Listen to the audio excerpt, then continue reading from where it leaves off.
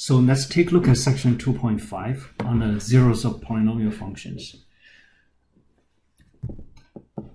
Okay, so first of all, in this particular section, we're going to go over a fundamental theorem of the algebra to determine the number of zeros of the polynomial functions. Typically, if it's nth degree polynomial function,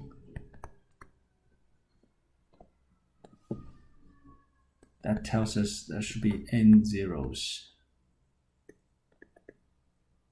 including real zeros and complex zeros. Right? Could be real zeros, could be complex zeros.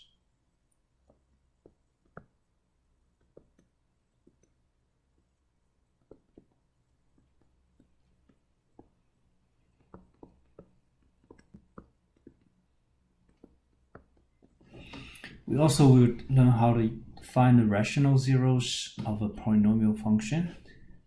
And typically, if there's a complex zeros, it comes in a complex conjugate pairs of the complex zeros. We also will learn how to find the zeros used by factoring. Okay, and we already use a factoring technique in the previous sections. And also, we're going to learn how to use Descartes' rules of phi for the upper lower bounds of rules to find zeros of polynomial. Descartes rules. Okay. First of all, let's take a look at the fundamental theorem of algebra. It was created by a German mathematician called Karl Gauss, very famous mathematician. So in a complex number system, n degree polynomial function has precisely n zeros. Right? As I mentioned, n zeros could include both real zeros and could be complex zero as well. Right?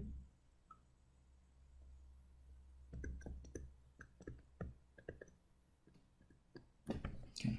So let's look at the fundamental theorem of the algebra.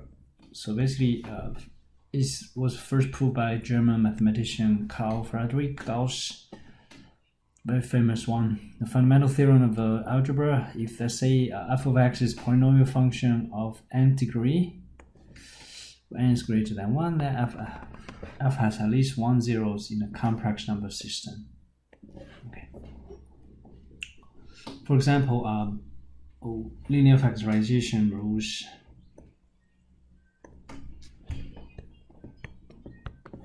If you factor the polynomial function in the following form, f of x equals an times parentheses x minus c1 times x minus c2 all the way x minus cn.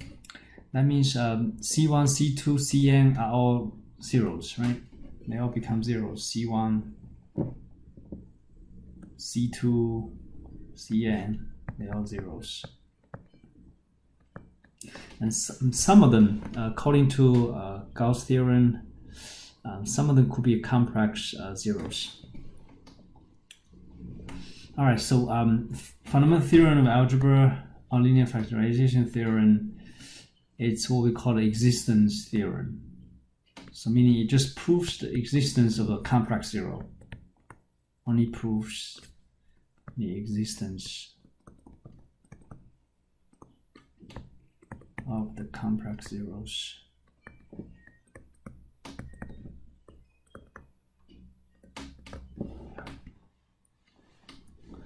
So let's take a look at this. The first degree polynomial f of x equal to x minus 2. So this is our first degree polynomial function, has exactly 1 0, which is x equal to 2. Very straightforward, right? You're just setting x minus 2 equal to 0, and then you solve for x, you get x equal to 2. And that's only 0 available here. Okay, so 1 0. First degree corresponds 1 0. Now take a look at the second degree polynomial function, x squared minus 6x plus 9. Typically, you could factor that as x minus 3, x minus 3. Now, as you can see, if you set each one of these equal to 0, we end up with 2 zeros. But they turn out to be repetitive 0. x equal to 3. So we get a repeated 0 here, right? 2 repeated 0, 3. Okay. But again, you know, second degree, 2 zeros, although they are repeated. Now let's take a look at third degree polynomial function. F of x equal to x cubed plus 4x. Again, we can factor by GCF, x goes in front, so get a x squared plus 4 equal to 0. Okay, now as you can see, we actually come up with we could have 3 zeros here. Okay, so let's solve for it. So first 0, you set in x equals 0. Okay, that's first real 0. And second one, you set in the second equation equal to 0, x squared plus 4 equal to 0. And then we could get a couple complex 0 out of it, right? So basically, what you can do is subtract 4 from both side equation, cancel that, x squared equal to -4. Now x equal to plus minus radical -4. And remember from last session, we know that I squared equal to -1. So right here it should be plus minus 4 times -1. And -1 becomes I squared. So it becomes plus minus radical 4 times I squared. And it turned out to be plus minus 2i. Okay, so those two are complex zeros. Real 0 come from here.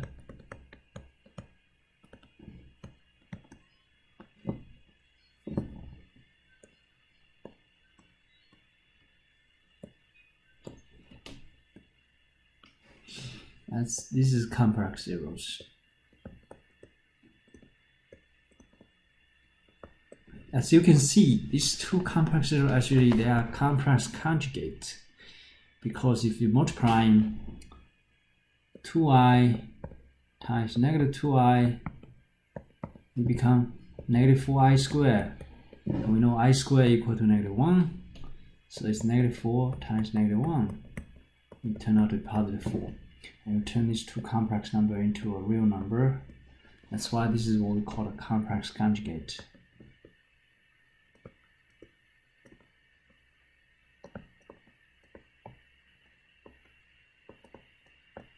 Multiply to complex number, turn into a real number, complex conjugate. And now let's take a look at rational zero test. Basically, it's very useful technique to get an estimate of all the real zeros, estimating the real zeros.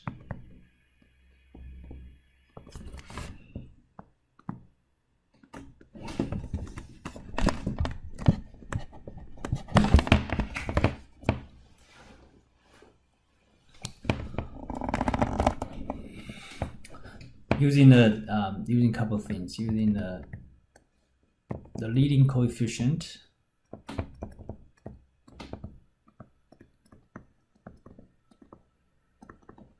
and a constant term.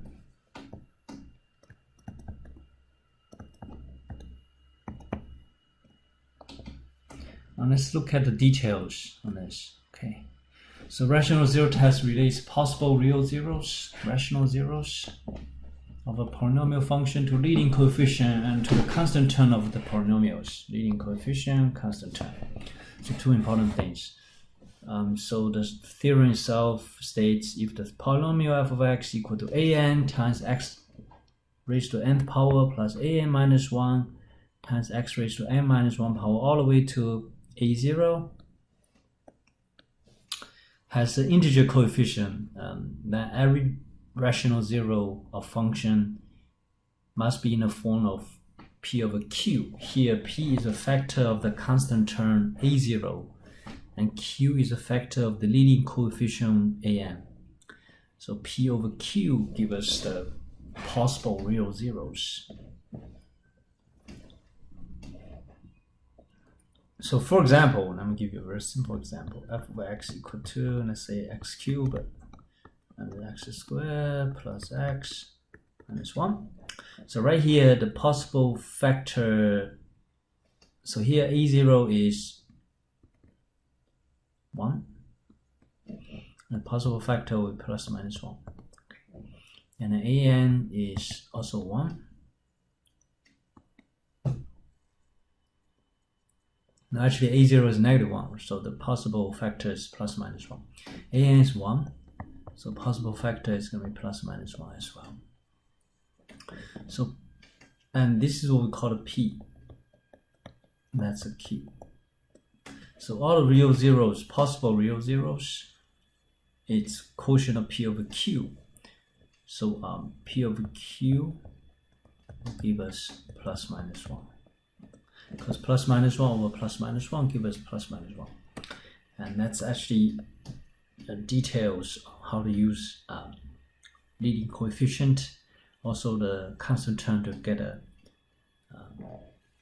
to estimate the real zeros here. Alright, so to use the rational zero test, numerator is the factors of the constant term. Denominator is the factors of the leading coefficient. So possible real zeros equal to factors of the constant term over factors of the leading coefficient. Alright, again, let's take a look at this particular example.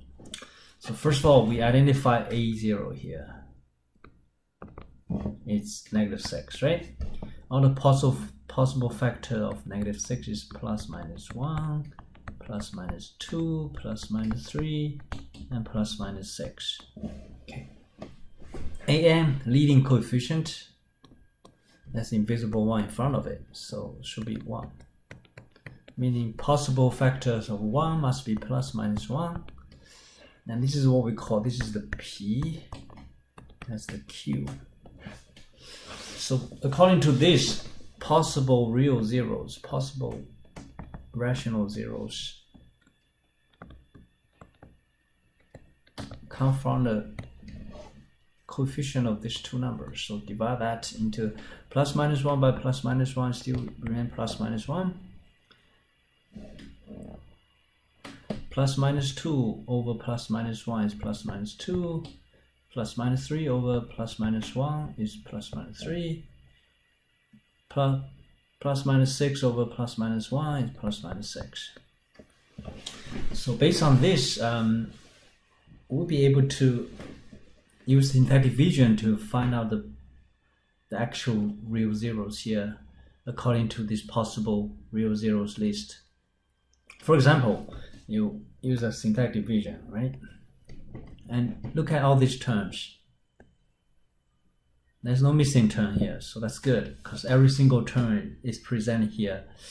And we're just taking all the leading coefficients, so 1, negative 1, positive 1, minus 3, minus 6. And you probably just start trying all these numbers, possible real zeros. Start with the 1, take that, bring down the 1, first multiply diagonally, get positive 1. We combine them, get 0. 1 times 0 is 0, adding them positive 1. 1 times 1, as again, it's positive 1. Again, combine them, you get negative 2. Multiply diagonally, negative 2, so you end up with negative 8. So that's a remainder here, so this is not a real zero. So 1 is not a 0. Right? You could keep trying. Let's say you try negative 1. Let's see, negative 1 works. So still copy all these coefficients. So first of all, carry down the 1. Negative 1 times 1 is negative 1. Adding them is negative 2. Negative 1 times negative 2, that's positive 2. Combine them, positive 3. Multiply diagonally, it's negative 3. Combine them, negative 6. Multiply diagonally, you get positive 6. Okay, so combine them 0. So that means 1 is a real 0. So this negative 1 is a real 0, is a 0. Okay, so that's how we utilize this rational zero test to find the zeros technically. Okay. Now negative 1 we check already, you know, is a 0. We can also check 2. So 2 is also a 0. In order to check that, it's very straightforward, right? Just copy all those coefficients. So 1, -1, +1, -3, -6. 1, -1, +1, -3, -6. Now if you put in a 2, carry down a 1, multiply diagonally.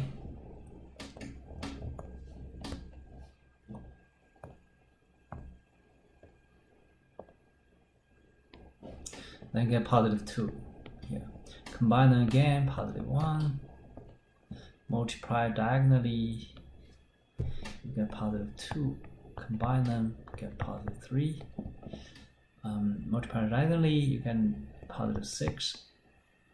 Combine them, we should end up with +3. Now multiply diagonally, we end up with +6. And as you can see, we get another 0, right? Here we go. So 2 is also another 0, real 0.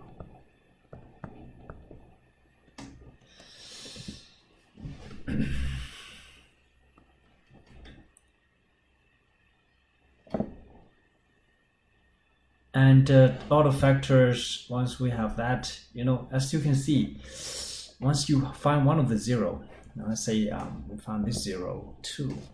So the factor will be written as x minus 2. And the remainder here will be, since it's 4th degree, so 3rd degree plus x squared plus 3x plus 3. Okay. Now if you factor this by GCF, okay, so let's use square bracket.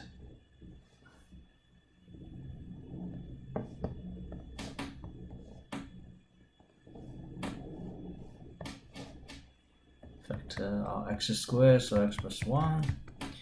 Factor our +3, x plus 1.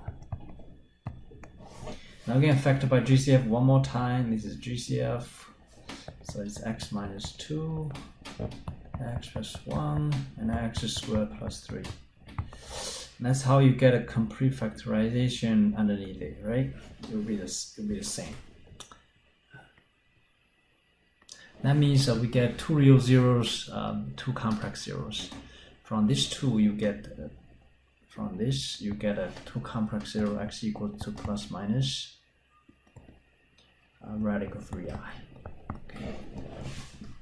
And if you graph this function, you get that 2 real zeros right here and the other one here. Negative 1 is 2, and 2 complex zeros, won't be presented on a Cartesian system.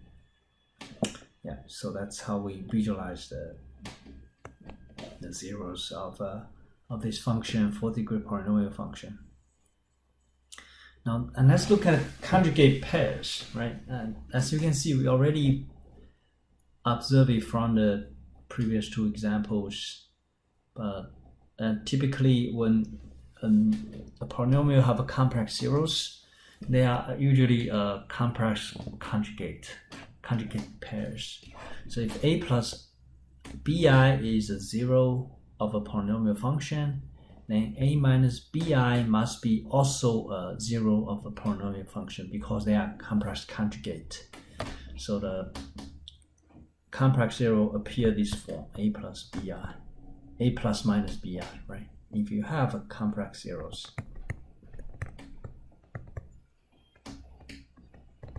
That being said, if let's say you are given one of the complex 0, 1 plus 3i, then another one must be 1 minus 3i for sure, right? If a polynomial have a complex zeros, they appear in a pair. Similarly, if let's say f of x equal to x squared plus 1, so we end up with 2 complex zeros, right? If you solve for it, it will be x equal to plus minus I. Okay, so 2 zeros.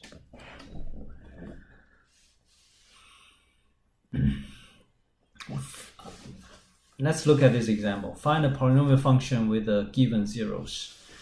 Find a 4th degree polynomial function with a real coefficient that has -1, -1, 3i as 0. So if 3i is a 0, then negative 3i must be a 0.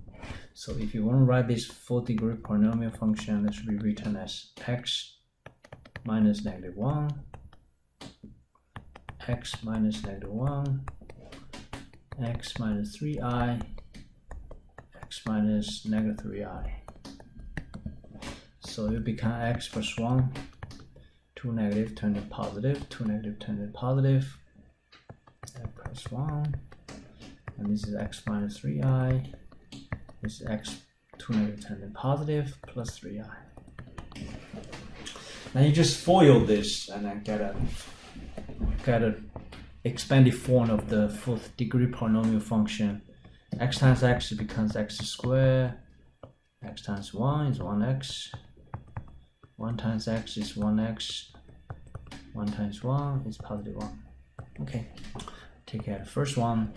And the second one, x times x is x squared, x times positive 3i is plus 3ix, and negative 3i times x is minus 3ix, and negative 3i times positive 3i is minus 9i squared. And simplify, first term becomes x squared plus 2x plus 1. Second one is x squared, 2 complex term get cancelled. I squared becomes negative 1, negative 9 times negative 1 becomes positive 9. Okay. Now if you want to FOIL further, you get the 4th-degree polynomial function x squared times x squared give us x to the 4th, x squared times 9, 9x squared, and 2x times x squared, 2x cubed, and 2x times 9 is 18x. Last couple terms, 1 times x squared is 1x squared, and 1 times positive 9 is positive 9. Now combine like terms, these two are like terms, right? Combine them. And then put all these terms in the descending order with respect to x. Second term will be 2x cubed. Third term is 9x squared plus 1x squared, turn out to be 10x squared, and plus 18x, and adding 9. Okay, that should be the expanded form of a 4th-degree polynomial function which has 4 zeros, minus 1, 3i, and then minus 3i. Okay. Notice that when you put into linear factor, you always subtract it, right? Subtract it, and subtract it.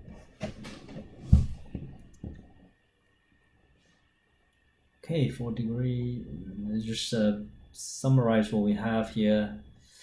You can also just go with the detailed calculation in the previous slide. Yeah. If let's say you want to factor a polynomial like that, find all the zeros of f of x equal to x to the 4th minus 3x cubed plus 6x squared plus 20 minus 60. Given that 1 plus 3i is a 0 of f, if 1 plus 3i is a 0, then 1 minus 3i must be a 0. That means we can get that the term with respect to the associated with those two complex zeros. So let's get that term first. So we do x minus 1 plus 3i. Then we do x minus 3i. Okay, now we can actually FOIL this to get a term. Okay, so FOIL this, x times x, give it x squared, x times 1 minus 3i, negative, so minus 1 minus 3i, x. Here, multiply this, minus 1 plus 3i, x. And the last term will be that 2 negative turning positive, 1 plus 3i times 1 minus 3i. Okay, so now let's simplify a little bit. So it's x squared, negative 1 times x is negative 1x, 2 negative turn to positive, positive 3i at x, -1 times x, -1x, and -3i times x, -3ix. Okay, and the last two terms, the last two factor parentheses will turn into a real number, 1 minus 3i times 1 plus 3i, and plus minus is minus 9i squared. Okay, so these two terms get cancelled. Complex number is gone. These two terms get cancelled. So x squared minus 2x plus 1 minus 9 times I squared is -1. -9 times -1 is +9. So we get this term x squared minus 2x plus 10 plus 1 plus 9. Turn out to be 10. X squared minus 2x plus 10. That means this two complex zero will yield this particular factor. Okay. Now we divide this into the original function, right? So copy this original function and divide into that. X to the fourth minus 3x squared plus 6x squared plus 2x minus 60. Copy that really quickly.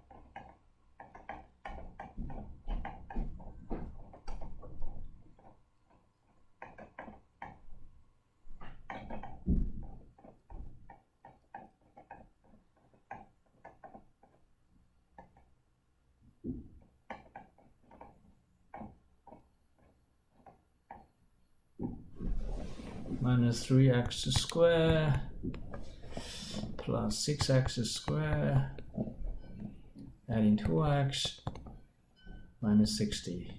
Okay. And dividing by x squared minus 2x plus 10.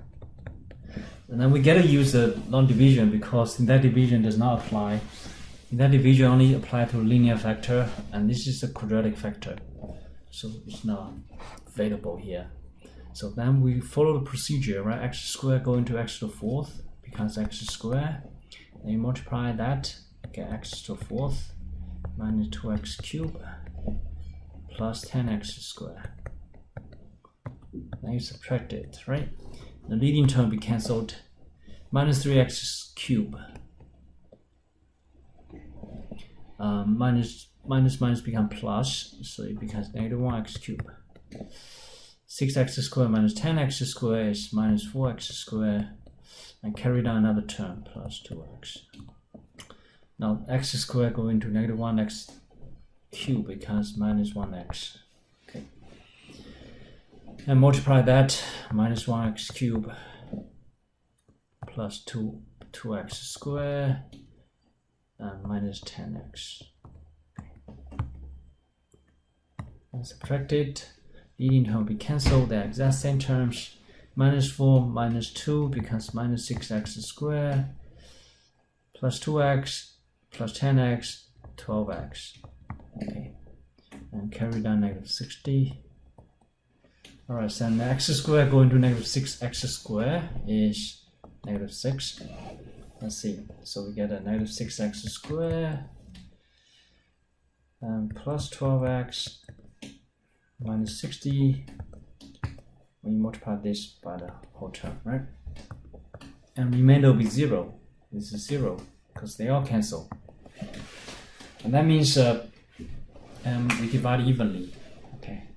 And from the remaining factor we get, so this remains as it is. Remember that's a factor, so x minus 3, x plus 2. So you get 4 zeros, 2 of them are complex, we know that. And then when we solve for x minus 3, we get x equal to 3. When we solve x plus 2, we get x equal to -2. So 4 zeros, 2 real zeros, 2 complex zeros. Okay. And now next, let's take a look at Descartes' rules of thumbs. Okay. So for example, Descartes' rule of thumbs will tell us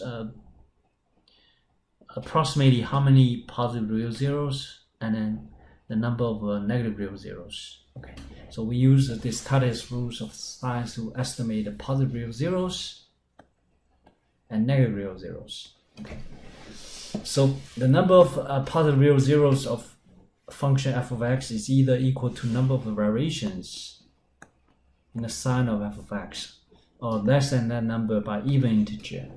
So for example, let's say the sign changes 3 times in f of x, right?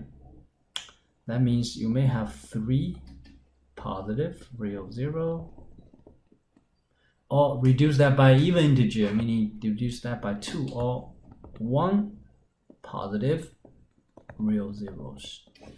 You cannot go below 1, right? So it's either 3 or 1. Similarly, for negative real zeros of f of x, it's either equal to the number of variations sign of f of negative x. So now negative zeros come from f of negative x. Okay, so that's big difference between the positive and negative real zeros. So could be equal to the number of variations sign of f of negative x or less than that number by an even integer.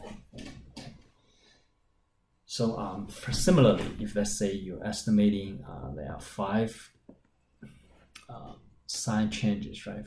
The sign changes 5 times.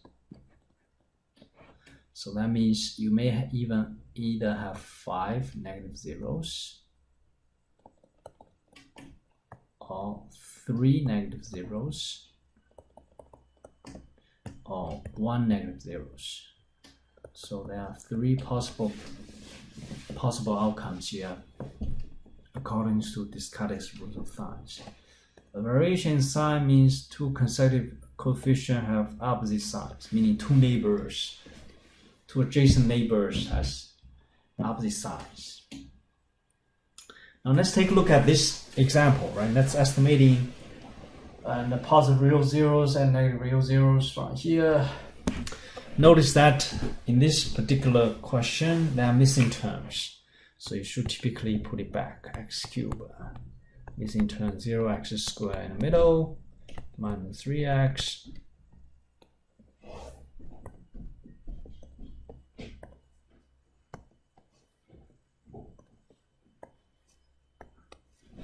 And plus 2.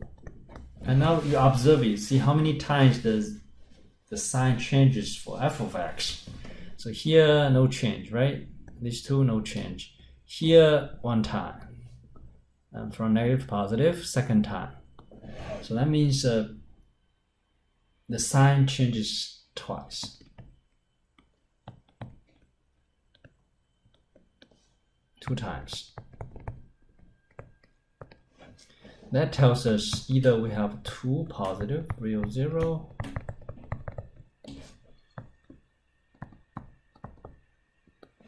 or 0 positive real zero.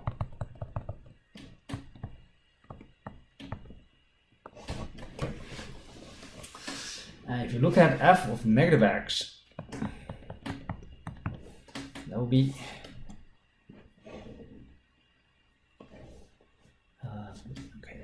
negative x cubed plus 0 times negative x squared minus 3 times negative x plus 2. So now this becomes negative x cubed plus 0x squared plus 3x plus 2. And here, as you can see, that sign only changes 1 time. So that tells us it's just going to be sign changes 1 time. So it's going to be 1 negative 0. Right? And you can go below. You cannot go below 1. So that's why there's no other possibilities here. And let's determine the possible number of positive and negative real zeros In this particular example, no missing terms. So look at how many times f of x, the sign of f of x changes. Okay. 2 neighbors first. So 1 time here, 2 time here, 3 times. Okay. So for f of x, sign changes 3 times.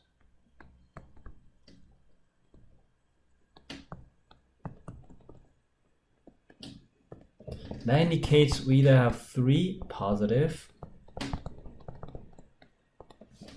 real 0 or 1 positive real 0.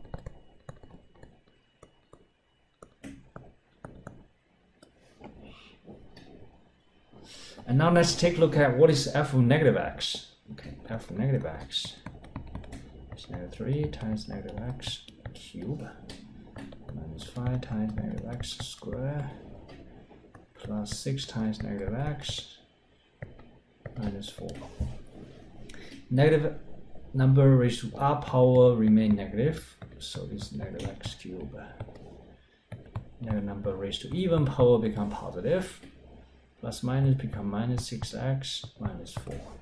So here we're going to end up with 3x cubed minus 5x squared minus 6x minus 4. So for this particular example of f negative x, that's only sign only changes 1 time, right here, 1 time. So that means indicates sign of f negative x changes 1 time. That tells us it's just going to be 1 negative real zeros. Okay. So either 3 positive real 0, 1 negative real 0, 4 zeros, right? Okay.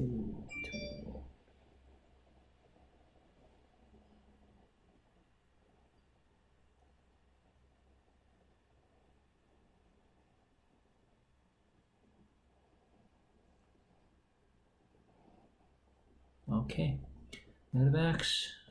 Oh yeah, I made a mistake right here.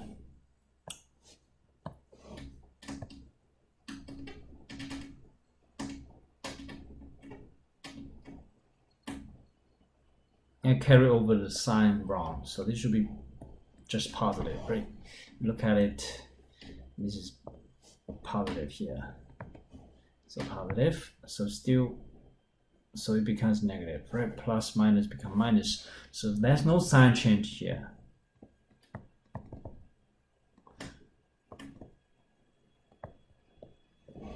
That means 0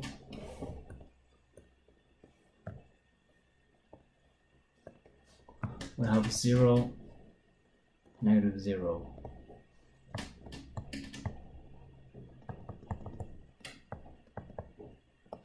So the possible combination will be the outcomes, right? For this particular polynomial function, you could either have 3 positive real 0. Let's say, right, it's 3rd degree, so 3 positive real zeros, or you may have 1 positive real 0,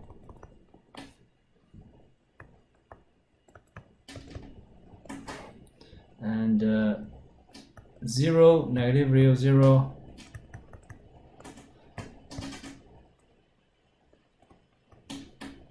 and also 2 complex zeros. Usually they appear in the complex pairs, complex zeros. Okay, so 2 possibilities here: 3 positive zeros, or 1 positive 0, 0 negative 0, 2 complex zeros. Also, be careful about the sign. I just made a careless mistake earlier, but by changing the sign to negative, but it should remain positive here. Okay, just change it x to negative x. Okay. As you can see from the graph, there's only 1 positive real zeros. There you go. If you graph it, 1 positive real zeros.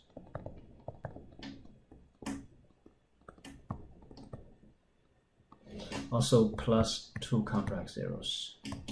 Now the 2 zero become complex zero. Okay.